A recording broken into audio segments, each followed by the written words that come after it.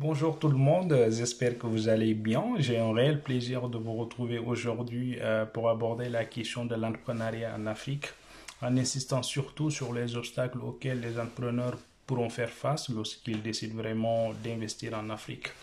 Alors, avant d'entamer cette réflexion, j'aimerais tout d'abord remercier certains de mes professeurs que j'ai eu à rencontrer tout au long de mon cursus qui m'ont permis vraiment non seulement de développer des compétences entrepreneuriales et intrapreneuriales, mais aussi de développer la curiosité intellectuelle. Donc c'est une qualité fondamentale pour tout entrepreneur. Merci à ces professeurs parce qu'ils ont beaucoup contribué à ma formation. Et cela me fait penser d'ailleurs à cet étudiant qui parlait de son professeur en disant, il ne m'a pas appris à penser comme lui, mais à penser sans lui. Donc l'autonomie de la pensée. Donc je pense que nous devons remercier beaucoup nos professeurs. Maintenant, le sujet qui nous réunit aujourd'hui porte sur l'entrepreneuriat. Donc l'entrepreneuriat en Afrique, en insistant également sur les obstacles auxquels les entrepreneurs pourront faire face lorsqu'ils prennent vraiment l'initiative d'investir en Afrique. Maintenant, il est important pour une meilleure compréhension de définir ce qui est un entrepreneur. Donc un entrepreneur, comme vous le savez, c'est quelqu'un qui a une idée, qui a un projet et qui est à la recherche d'une opportunité d'investissement pour gagner de l'argent. Vous voyez bien. Donc dans cette définition, on a le mot investissement.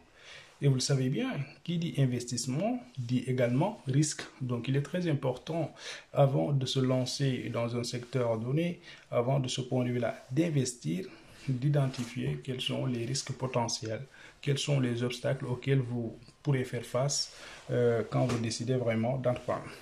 Maintenant, une fois que vous avez identifié de ce point de vue-là une opportunité d'investissement, tout bon entrepreneur doit de ce point de vue-là porter son regard sur un certain nombre d'aspects. Et vous allez vous apercevoir que dans chaque aspect, on a un certain nombre d'obstacles.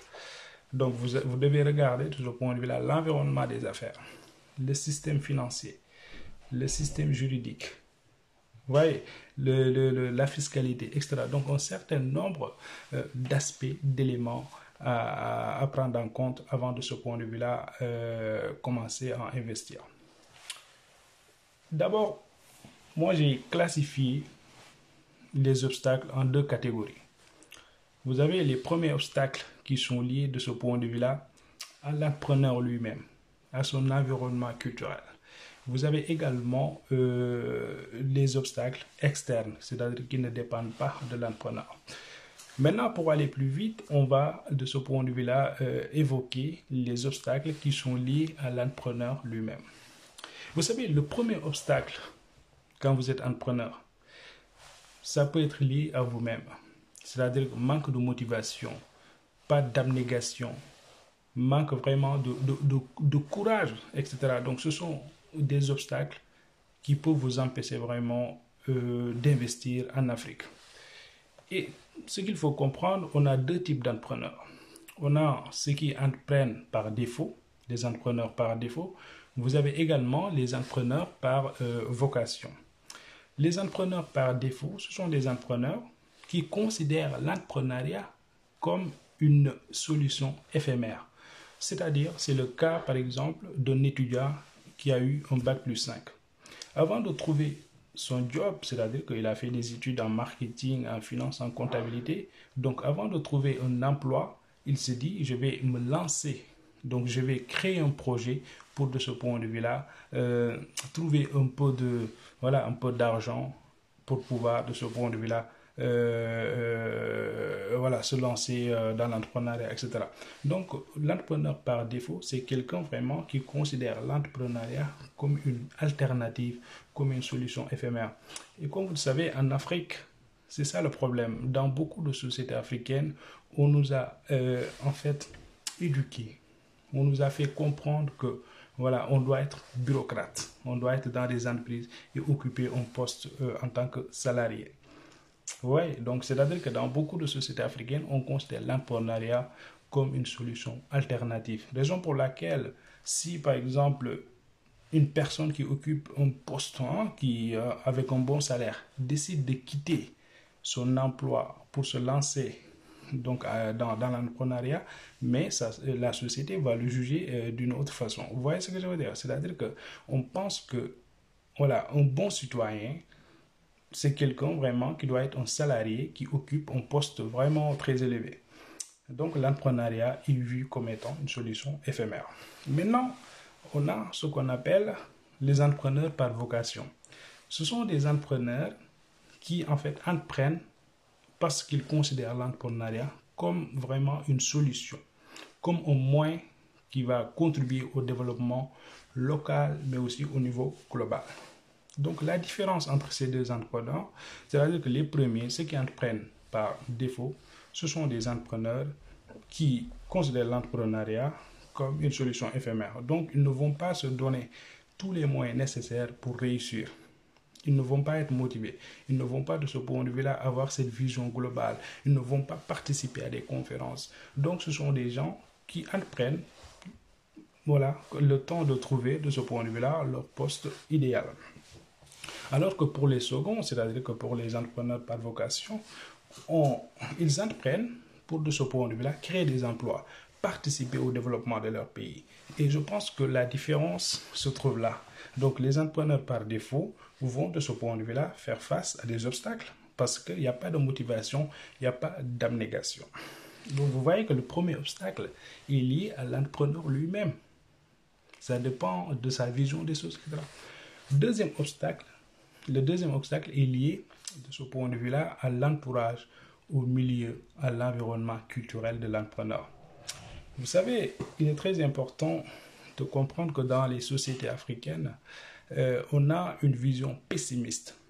Dans beaucoup de sociétés, au lieu de regarder le côté positif des choses, au lieu de regarder les différentes possibilités qui existent, les Africains regardent et perçoivent les risques. Vous voyez, c'est ça la différence avec les autres sociétés, par exemple les sociétés développées. Ils se sont développés parce qu'ils ont accepté de prendre des risques. Ils ont innové. Et qui dit innovation dit prise de risque. Parce que l'innovation, c'est la remise en cause de la réalité. Donc il faut avoir le courage.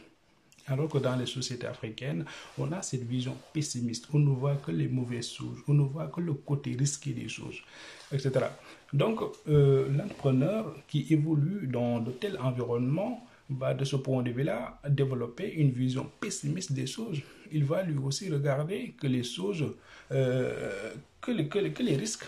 Et ça aussi, ça peut être un obstacle à l'entrepreneuriat. La raison pour laquelle il y a un auteur français qui s'appelle Laurent Gounel. Laurent Gounel, dans son ouvrage L'homme qui voulait être heureux, il met en évidence que lorsque vous avez un projet et que ce projet, vous le dites par exemple, vous vous confiez à votre entourage, vous allez avoir deux réponses.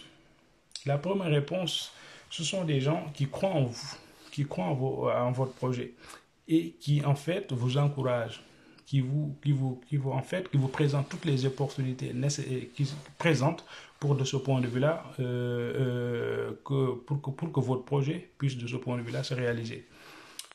Mais la deuxième catégorie de personnes, ce sont des gens qui sont pessimistes. Pessimistes dans le sens où, en fait, ils ne voient que le côté négatif des choses. Donc, ce sont des gens qui vont vous décourager, qui vont, de ce point de vue-là, rappeler les échecs de ceux qui ont entrepris avant vous. Vous voyez ce que je veux dire? Au lieu de vous présenter les opportunités qui existent, ils vous découragent en vous rappelant les échecs de ceux qui ont entrepris donc avant vous.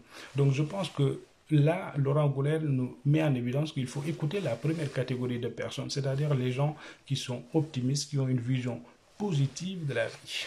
Donc quand vous êtes entrepreneur, faites très attention aux gens qui, de ce point de vue-là, vous parlent tout le temps des échecs, des risques, etc. Même si il faut les prendre en compte, bien entendu, il faut prendre en compte les risques, mais il faut avoir cette vision positive de la vie également. Donc, vous voyez bien que l'entourage, l'environnement culturel peut également être un obstacle à l'entrepreneuriat en Afrique.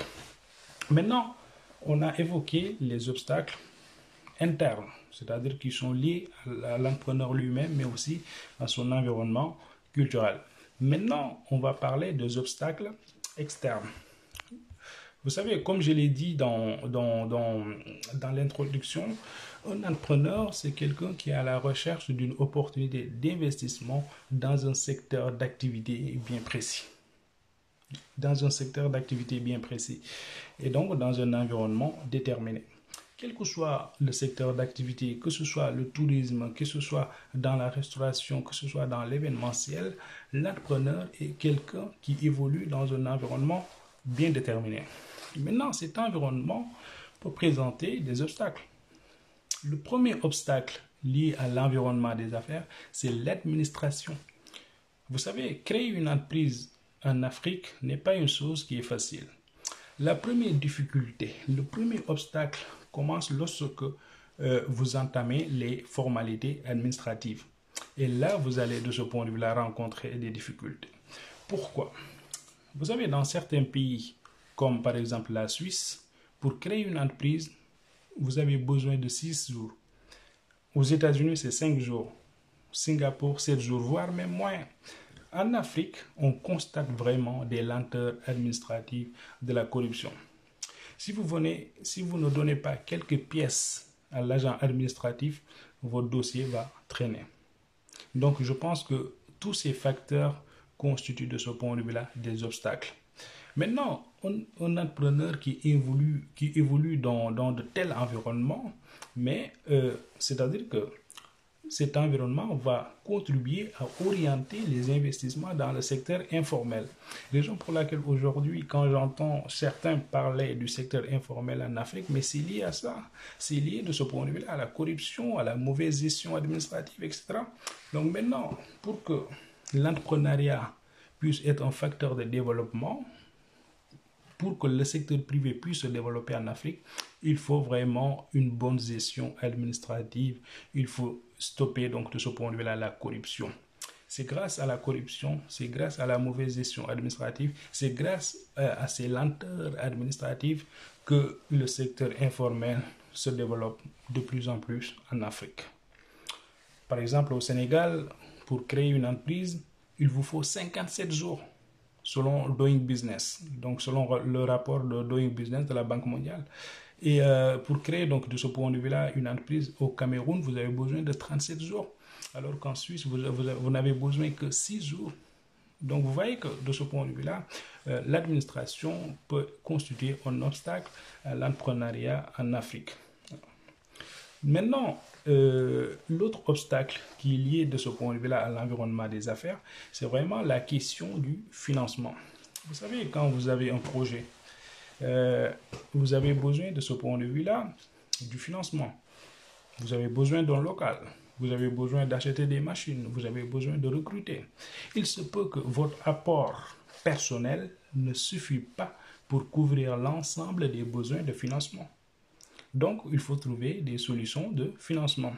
Vous savez, dans certains pays, on a beaucoup de solutions de financement. Vous pouvez faire appel aux banques, le crowdfunding, le business angels, etc. Donc, vous avez plusieurs sources de financement dans certains pays développés. En Afrique, ce n'est pas le cas. À part ma connaissance, c'est-à-dire qu'à part la Banque africaine de développement, je ne pense pas qu'il y a une institution chargée du financement des entreprises en Afrique. C'est ça le problème aujourd'hui de l'entrepreneuriat en Afrique. Et si vous êtes entrepreneur et que vous n'avez pas accès au financement, mais c'est problématique. C'est problématique. Donc, l'accès au financement en Afrique constitue vraiment un obstacle pour certains entrepreneurs.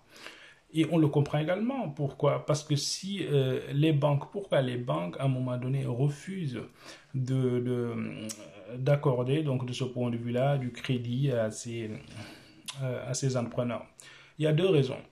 La première raison, c'est que les banques elles-mêmes ont du mal à collecter l'épargne de ce point de vue-là. Parce que l'épargne, c'est vraiment une source de financement pour les banques. Mais les banques ont du mal à collecter cette épargne. Parce que le taux de bancarisation en Afrique, il est faible. Donc le taux de bancarisation, il est faible. Donc l'épargne, les banques ont du mal à collecter cette épargne. Deuxième raison, c'est que les banques posent des conditions qui n'arrangent pas en fait les entrepreneurs. C'est-à-dire que parfois, les conditions, ce sont vraiment les taux d'intérêt qui sont très élevés. Donc si vous êtes un jeune entrepreneur et que de ce point de vue-là, on vous prête de l'argent pour le rembourser avec un taux d'intérêt très élevé, c'est un peu compliqué. Donc voici les deux raisons principales qui expliquent de ce point de vue-là l'accès difficile au financement. Maintenant, on a parlé de l'administration, on a parlé également du financement, en ce qui concerne de ce point de vue-là les obstacles externes. Maintenant, vous avez également un autre obstacle qui est lié à l'environnement des affaires, c'est aussi le contexte politique. C'est-à-dire la stabilité politique, ça aussi, c'est une question très importante. Et l'instabilité politique peut être un obstacle à l'entrepreneuriat en Afrique. Et ça, je pense que c'est très important pour tout entrepreneur avant d'investir dans un pays donné, avant d'investir dans un secteur donné, de vraiment identifier quels sont les obstacles auxquels vous pouvez faire face avant de ce point de vue-là d'entreprendre. Donc je pense que c'est une question très importante à se poser. Mais malheureusement, beaucoup d'entrepreneurs, du moment qu'ils ont l'idée, ils ne se donnent pas en fait le temps nécessaire pour faire une étude de faisabilité, pour identifier les obstacles, quelles sont les opportunités.